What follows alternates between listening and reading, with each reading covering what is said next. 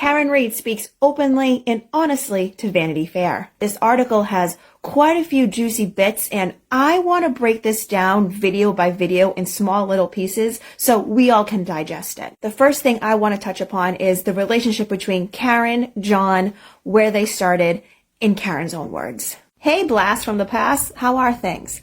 That's what John O'Keefe stated in a Facebook message to Karen Read in early 2020. Karen and John hadn't seen each other in over 16 years. These two first met in 2004 when Karen actually went to Kristen, John's sister's birthday party in Boston. Karen didn't actually know Kristen. She went to the party via a mutual friend who lived in Braintree, and if you remember, the O'Keefes were from Braintree. Now, at this time, these two were in their 20s, so they exchanged numbers, had a couple of months romance, and then it just fleeted, like typical 20-year-olds, right? So these two reconnecting after so many years is actually really sweet when you think about it. Both Karen and John had significant loss within that 16-year time frame. I'm sure most of us know now from the trial that John unfortunately lost not only his sister, his brother-in-law, and his best friend, Pat Rogers, within like a 4 to 5 month time frame. And something that hasn't been spoken about too much is what Karen endured in those 16 years. Karen had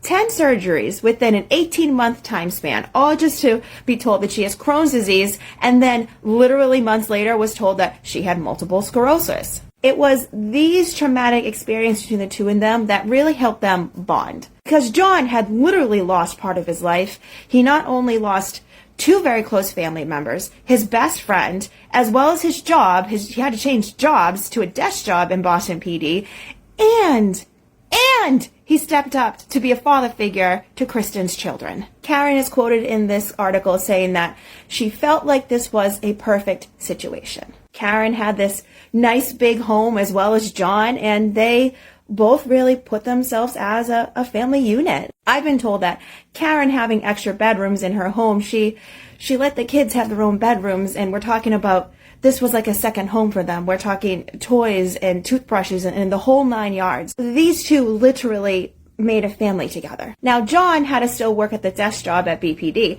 but Karen... Skip this video if you don't love your mother. Which place would you choose for your mother? Click the follow, like, and share buttons if you choose heaven. I give you 3 seconds to choose. Was able to work from home. So she actually became like the main daily caretaker because the kids in the schooling, in the pandemic, we all know how that went on with Zoom. So Karen stepped up, and she's the one that made lunches, really was there daily for those kids. Like, these two really had their shit together, at least when it came to that family union. And this is why I need every single person listening to this story needs to remember that Karen, like I said earlier, is grieving the loss of John just like every other person that cared for John is. There's a reason why family members as well as his best friends all believe Karen didn't do it. My next video, I'll be going into more of the speculation of this night, things Karen thinks about that night, and more in-depth knowledge of, we'll just say, falsified data. See you there.